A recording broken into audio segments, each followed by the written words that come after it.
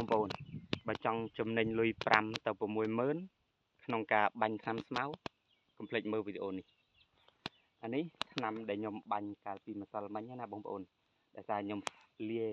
ជាមួយនឹងប្រភេទថ្នាំអាឆេះណាបងប្អូនឃើញថាវាងឹបលឿនតែបើសេ8វាអាចយូរជាងនេះបន្តិចអាច2ទៅ3ថ្ងៃបានវាចាប់ផ្ដើមទ្រុឌទ្រោមឥឡូវយើងមកនិយាយពីរបៀបនៃការ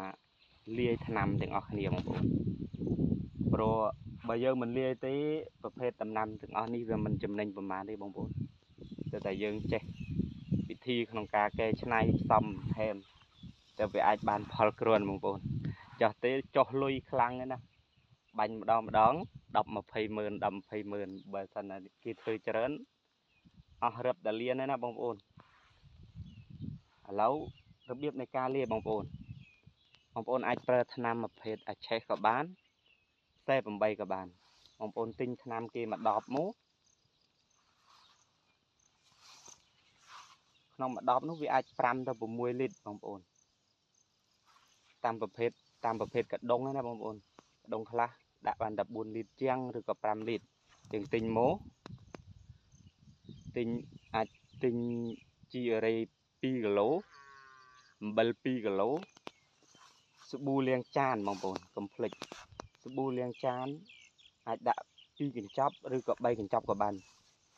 បន្ទាប់មករបៀបនៃការលាយបងប្អូនគ្រាន់តែចាក់ជីអរ៉េ2គីឡូអំបិល2គីឡូបន្ទាប់មកចាក់ទឹក2លីត្រកូរច្បល់គ្នាឲ្យវារលាយអំបិលហើយនឹងជីអរ៉េអស់បន្ទាប់មកទៅបងប្អូនដាក់សាប៊ូដើម្បីកុំឲ្យវាឆាប់ពពុះណាបងប្អូនតែកាលណាយើងដាក់សាប៊ូមុនវាពពុះទៅយើងមើលអត់ឃើញថាវាអាខ្លះវាលាយខោតអញ្ចឹងយើងចាំដាក់សាប៊ូក្រោយជាការល្អបងប្អូនបន្ទាប់មកចាំយើងចាក់ថ្នាំចូលរួចហើយយើងកូរច្បល់វាឲ្យសព្វអាចទុកមួយយប់ឬក៏ឲ្យតែវារលាយអស់ហើយបងប្អូនអាចយកទៅប្រើការបានហើយបងប្អូនក្នុងមួយកដុងយើងអាចកើនទៅជា2កដុងមិនចំណេញលុយបងប្អូនអានេះខ្ញុំបាញ់ណាបាញ់ម្សិលមិញ